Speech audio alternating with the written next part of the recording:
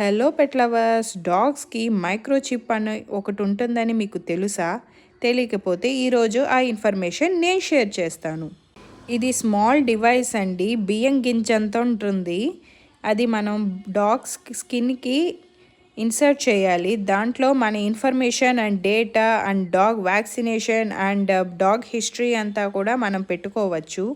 ఒకవేళ మన డాగ్ ఎవరి దగ్గరికైనా వెళ్ళిపోయి వాళ్ళు ఇది మా డాగే అంటే అప్పుడు radio frequency identification technology use చేసి ఇది మన డాగ్ అని మనం ప్రూవ్ చేసుకోవచ్చు.